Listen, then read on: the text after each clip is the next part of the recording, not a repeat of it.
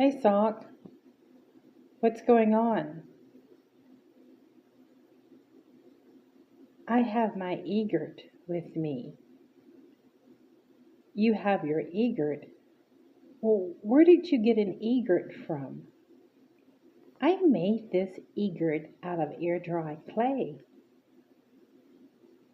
Oh, so what is it that inspired you to make an egret?